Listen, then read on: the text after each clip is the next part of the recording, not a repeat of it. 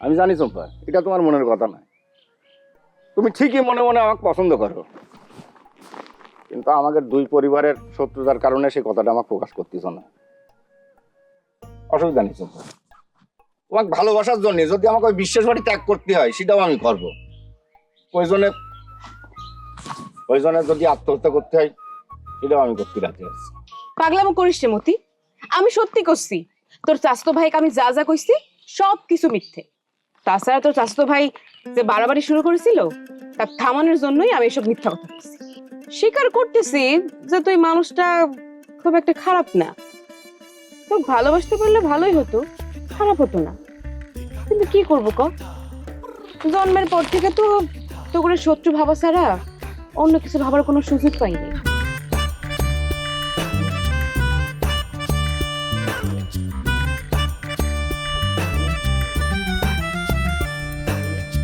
নিয়ম মাইনা কেউ চলে না, সুযোগ পাইলে কেউ ছাড়ে না। হেই গোলমাল আর তাল বাহানা, তর্কে কেউই হারতে চায় না। আজব ঢঙ্গে চলছে সব দেখো না। হেই উচিত কথা কহিলে সব বেজার হইয়া যায়। কেউ জানে না কার মন কি চায়, দ্বন্দ্ব লাগলে হিটলার হইয়া যায়। কেউ জানে না কার মন কি চায়, দ্বন্দ্ব লাগলে হিটলার হইয়া যায়।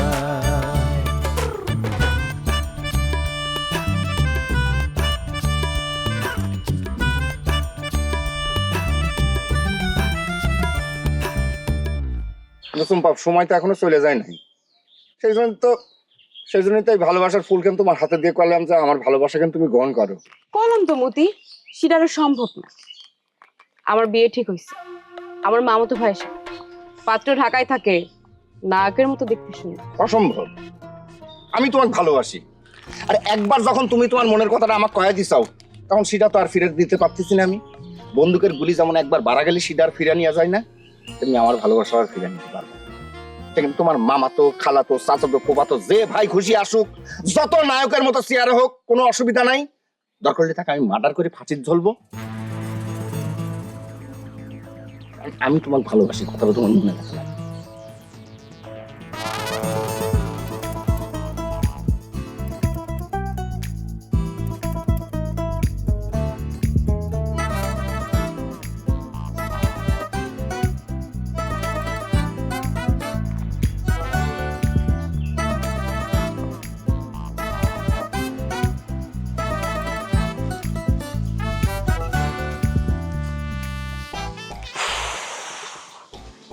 তুতা, আমাক তুমি ক্ষমা করে দাও।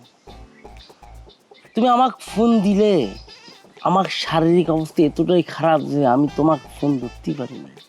কবার পরও আমি বিছানায় অজ্ঞান হয়েছিলাম। তো তোর শারীরিক কন্ডিশন এত খারাপ, তুই কষ্ট করে এখানে আসতে গেছিস কিসের জন্য? হ্যাঁ, যা বাড়িতে চলে যা, নতুবা যখন তখন অজ্ঞান হয়ে যেতে পারিস। অজ্ঞান হওয়ার উপরেই তো আছি তুতা। এই হচ্ছি, এই উঠতেছি, এই আমাকে ডাকি নিয়ে যাচ্ছে, আবার দ্বারা হচ্ছে। কিন্তু তোমার সুরবায়ক মতি কি করেছে জানো? সে আমার এই অজ্ঞান হয়নি, অপপ্রচার চালাচ্ছে। সে সকলের কাছে কাছে কি আমি নাকি গাঁজা সেবন করে তোমাদের বাগানে অজ্ঞান হয়ে পড়েছিলাম। তোকে দেখলে যে কেউ এই কথা কবে। শুধু শুধু আমার ছোট বাইরে দুষ্টিস কিসের জন্য? ওরে তুতা পাখি, তোমার কথা এখন শুধু কথা না, তুতা অনেক বড় কথা। জানো, আমাদের বাড়ির লোকজন সবাই আমার সাথে জিরা করতেছে। ওইখানে ধারণা হচ্ছে কি তোমাদের বাগানে যাওয়ার পর তুমি আমাকে উত্তম উত্তম মাইরি তোমাদের বাগানে অজ্ঞান করে ফালাই রেখেছো। আমার একটা সামান্য কথা তুই সহ্য করতে পারস না, অজ্ঞান হয়ে যাস, তাহলে আমার কাছে আসিস কিসের জন্য? তোমার কথা কান তো সামান্য কথা না, এটা এখন মনে করে দিলে দেখো শরীরের লোম দাঁড়ায় যাচ্ছে আমার কথা। খবরদার, খবরদার, এখানে কোনো সিন করব না। সিন করার ইচ্ছা থাকলে, অজ্ঞান হইতে ইচ্ছা করলে বাড়িতে যা, ওখানে যাই হ। অনেক রাগ বাইরে গিয়ে অজ্ঞান হলি পরে এখন আর আমাকে দেখার কেউ নেই তুতা। যে ভাবি আমাক সবসময় সাপোর্ট করতো, আমাক দেখিয়ে রাখতো, সে ভাবি এখন আমার সাথে পল্টি নিয়েছে। জানো আমাক কি করছে? করছে কি যে সাহস থাকতে পারে বিয়ে করো। তো ভাবি তো ঠিক কথাই কয়েছে, হ্যাঁ? বিয়ে করার সাহস নেই, আমার কাছে এসে আবার ঘ্যানর ঘ্যানর করে। ঘ্যানর ঘ্যানর করার কোনো দরকার আছে? নিষ্ঠুর, তোমার কথা কোন নিষ্ঠুরতার গন্ধ পাচ্ছি, কিন্তু সত্য। কিন্তু আমি তোমাক বিয়ের কথা করি পরে আমার বড় ভাই কানে গেলি তো আমাকে ডিরেক্ট গুলি করে মারি ফেলবে, তখন কি কিনি? যাই স্যাংরা, বড় ভাই কি আমার নেই? কি তোরই বড় ভাই? আমার বড় ভাই শুনলে আমার কি করবি? গলা কয়টে ডাঙ্গের জলে ভাসায় দিবি। হয়তো সবকিছু উপেক্ষা করে তোর এই কথাটা কয়েছিলাম। যাই হোক, এখন আর এসব কথা করে কোনো লাভ নেই। আমার বিয়ে ঠিক হয়েছে। এই, এটা কি কথা বলে তুমি? তোমার বিয়ে ঠিক হলো মানে? এত তাড়াতাড়ি কিসের জন্য তোমার বিয়ে ঠিক হবে? কিসের জন্য হবি না? শোন, আমার যে চাচাতো ভাই, আমার কাজিন জুয়েল, তার সাথে আমার বিয়ে ঠিক হয়েছে। উড়ি সর্বনাশের কথা বলে। কাক তুমি বিয়ে করছো? ওই কালো কাউরি, ওর ফেরা দেখি তো, কালার দেখি তো, ঢাই দেখি তো পুরো কাউ। শুধু তো কাউ না, তো মানুষ হিসাবে খুবই ডেঞ্জারাস, খুবই খারাপ। জানো ওই কালু কাউ কি করিস? আমার যে বোন সম্পা তুলে নিয়ে যাওয়ার হুমকি দিয়েছে, তুমি ওর বিয়ে করো না। তুমি বিয়ে করলে তো তোমার জীবন ফাঁকা হয়ে যাবে। শোনো, হ্যাঁ, পুরুষ মানুষের বিয়ের আগে একটু একটু এই সেই সমস্যা থাকে। ওসব নিয়ে তো নাড়াচাড়া করার কোনো দরকার নেই। বিয়ে হলে পরে সব ঠিক হয়ে যাবে। আর এই যে আমি তুতা বিশ্বাস, সব ঠিক করে ফেলবো। তাছাড়া আর কি করবো? তোকে একটা কথা বলে তো তুই অজ্ঞান হয়ে যাস। তুমি ঠিকই কলে তুতা, সব আমার দোষ, আর কারো দোষ নেই। আমার এখন গলায় রশি দিয়ে মরা ছাড়া কোনো উপায় নেই। এরা বেকার ফ্যামিলিতে জন্মগ্রহণ করলাম, যেখানে ভালোবাসাটা স্বাধীনভাবে বাসা যায়নি। চুপ চুপ তাকে। আমার তুমি থামিও না তুতা, কানবার দাও। কায়দে কায়দে বুকের ভিতর দে দুঃখের পাহাড় আছে, সেটা একটু হালকা করতেই দাও।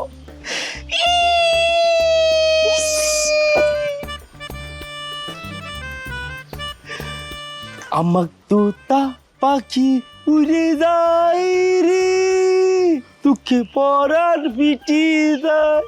পরের লাইনটা যেন কি, কেউ তো নেই, কিরা মনে করাই দিবে গানের লাইন খানে। আমার তোতা পাখি উড়ে যায় রে, দুঃখে পরাণ পিটি যায়। চলে গেল।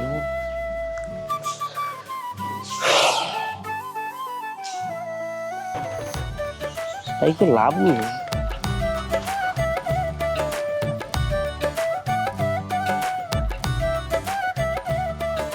কোকিল ডাকতেছে।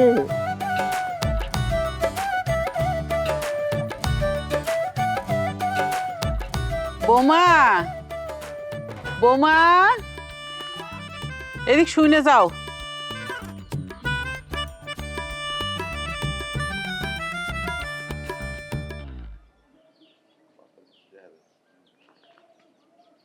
আমার ডাকতেছেন? হয়, ওই একটা জিনিস দেখাবার চাই তোমারে। দেখো তো এই ছবিটা কেমন?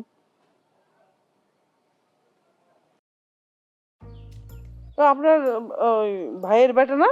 হয়, তোমার পছন্দ হয়েছে? আমার পছন্দ হইতে কোনো লাভ নাই আম্মা। যার জন্য দেখতেছেন মানে চম্পা, ও চম্পার পছন্দ হলেই না হলো। আরে আমাকে সকলের পছন্দ হলি, চম্পারও পছন্দ হবি। এই চাওয়ালটা মেলা আগে দেখেছিলাম, তারপর তার দেখিনি। এখন তো দেখতে মাশাআল্লাহ বেশ সুন্দর হয়েছে। কি করে? তেমন কিছু তো জানি না, তাই শুনেছি রাজনীতি করে, বড় নেতাগার সাথে উঠা বসা আছে, ভালো ব্যবসা করে। লেখাপড়া কতদূর? সেটাও সঠিকভাবে কভার পাবো না, সেই জন্যই তো তোমার হোসেন মামাক ব্যাটাক নিয়ে আসবার কইছি। আসলি পারে তারপর তুমি ভালো করে জানিয়ে নিও। ঠিক আছে, জানি নিবানে। সময় বদলে যায়, কিন্তু আভিজাত্যের মানে একই থেকে যায়।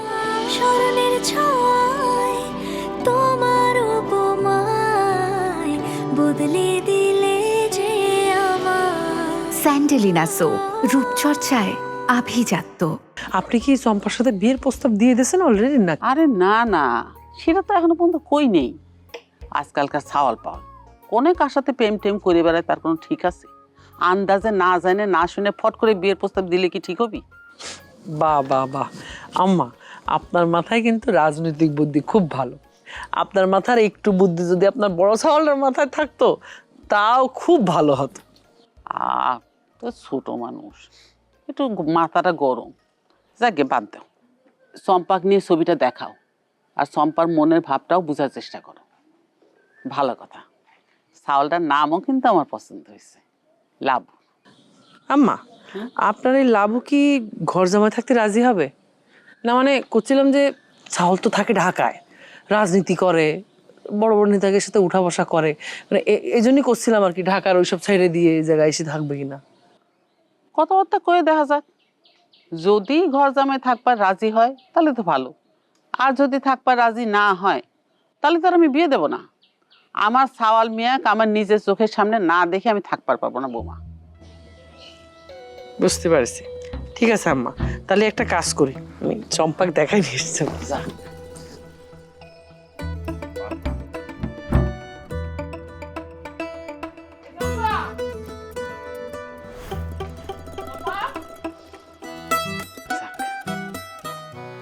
এটা হয়ে গেল এক শান্তি। কি করবো রে টুকার? গলায় দড়ি দিব? ওরে গলায় দড়ি দেওয়া সাহস থাকতি তার, কিন্তু তোর বিয়ে করার সাহস নাই রে টুকার। তাহলে পরে কি বিয়ে করাটা কঠিন?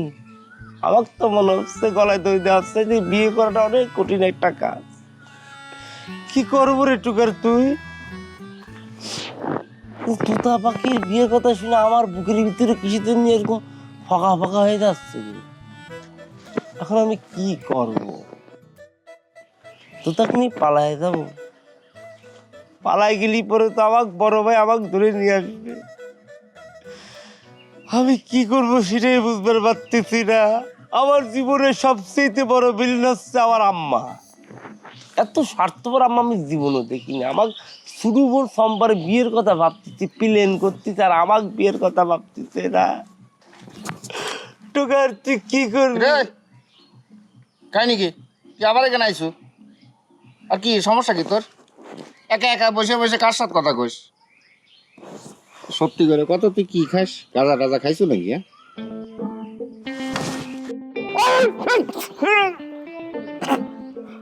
ভেন্ডি সালমতি, ফাউল কথা কিসের জন্য কষ্ট রে? তামাক কষ্ট আমি গাঁজা খেয়েছি, নেশা করেছি। শুনে এর আগেও কিন্তু আমার নামে বাজে কথা ছড়াইছি। এই গন্ধ তো শুকিয়েছিস, পাইছিস আমাকে মাঝে কোন ধরনের নেশার গন্ধ, গাঁজার গন্ধ? নেশার গন্ধ পাইনি, ঘামের গন্ধ তো ঠিকই আছে। সত্যি করে কত কি নেশা করিস তুই যে কোনো গন্ধ পাওয়া যায় না?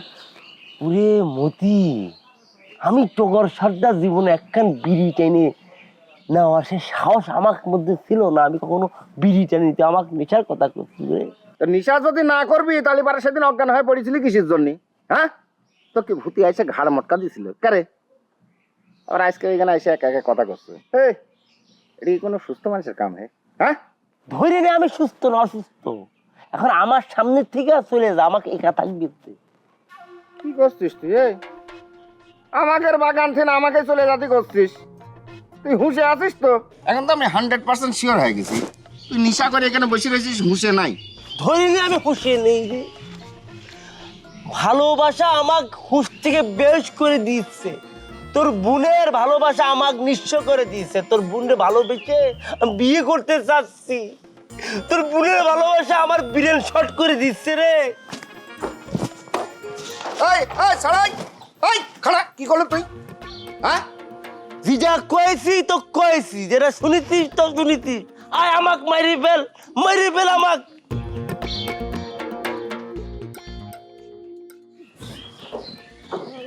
ছাড়া তো মনে হয় নেশা টেশা করে ধরেছে। সত্যি সত্যি বেরেন শর্ট হয়ে গেছে নাকি?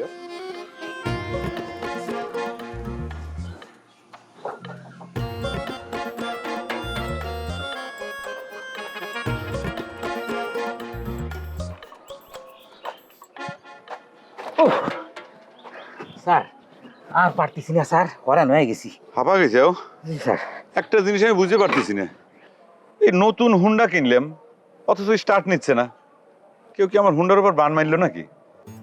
কি যে করছেন স্যার, এসব বান জাদু টোনা এসব কথা আপনি বিশ্বাস করেন? অবশ্যই বিশ্বাস করি। কে, তোমার কি মনে হচ্ছে এটা অবিশ্বাস করার মতো বিষয়?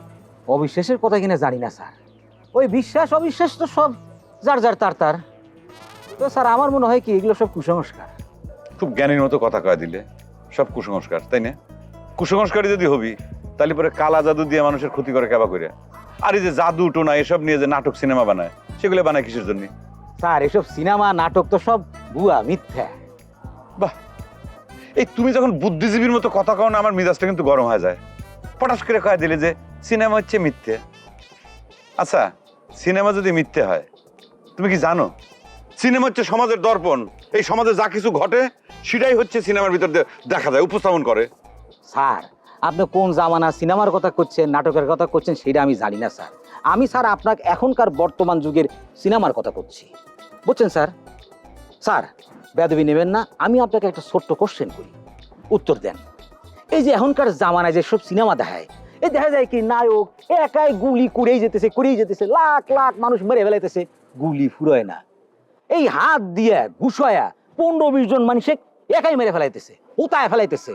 আপনি কোন তো স্যার এইটা কোন জামানার? এটা কি স্যার এই জামানার কোনো বাস্তব চিত্র? আরে বোকা, তুমি এসব বুঝবে না, তোমার মাথায় ঘিলু কম।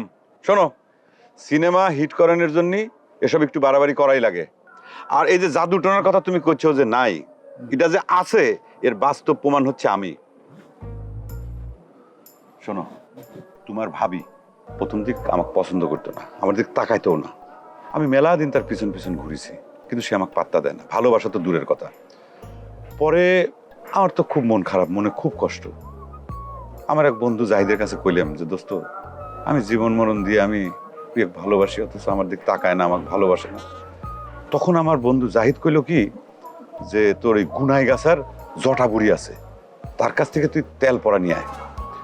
পরে আমি সেই জটা বুড়ির কাছে যাই তেল পড়া নিয়ে আসলাম, নিজের মুখে তেলটা সুন্দর করে মাখা, তারপর তোমার ভাবির সামনে যা খাড়া হইলাম, জাস্ট খালি খাড়া হইলাম, সে আমার প্রেমে পড়ে গেল। তাহলে কি আমি জলজ্যান্ত প্রমাণ না? তুমি ফালতু কথা করছো খালি। আরেকটা কথা, এই যে আমি তোমার কাছে তোমার ভাবির সম্পর্কে যে কথা কইলাম, খবরদার তোমার ভাবির কাছে কিন্তু আবার কইও না, ঠিক আছে? স্যার আমার ক্ষেত্রে কিন্তু বিষয়টা হয়েছে উল্টা। এই আমরা যারা ওই চুরি ডাকাতি করি, তাদের একটা বিশ্বাস আছে যে ওই তাবিজ কবজ পল্লী পরে পুলিশ যতই মারুক কোনো ব্যথা লাগবে না। তবে স্যার এই কথাটা কিন্তু মিথ্যা স্যার।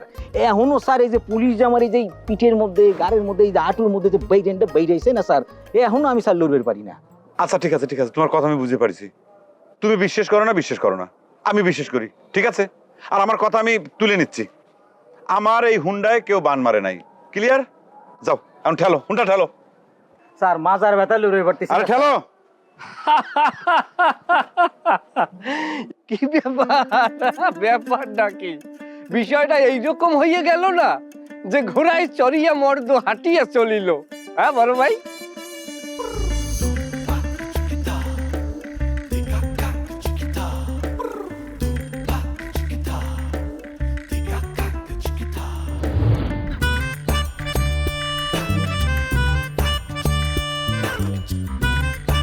আপনার হইয়া আমি কাজ করতে চাই। তুমি না বিশেষ বাড়ির লোক, তোর খালা তো তাকে ব্যাগ দিচ্ছে। তুমি এত করে নিষেধ করার পর তাকে থামানো যাচ্ছে না। আমার বোনের লোমের যোগ্যতা তোর আছে রে, তো আমাকে তোদের আবার বিয়ে করতে চাচ্ছে কিন্তু। কত বড় কালসাপ আম্মা, যেই বাড়ি খাচ্ছে, যেই বাড়ি ঘুমোচ্ছে, নিজে আবার করছে ওই বাড়ির মানুষ নাকি সে না? চিন্তা করে দেখো কিরাম করে ধড়াম করে জুয়েল ভাইয়ের হাতের মধ্যে গুলি করে দিল। জুয়েলে গুলি করিছে জন্য কি তোক গুলি করবি? হঠাৎ করে টগরের ভিতরে জোশ কেমন করে চলে আসলো, আমি তো বুঝে পারলাম না। সব বেজার হইয়া যায়, কেউ জানে না কার মন কি চায়, দ্বন্দ্ব লাগলে হিটলার হইয়া যায়, কেউ জানে না কার মন কি চায়, দ্বন্দ্ব লাগলে হিটলার হইয়া যায়।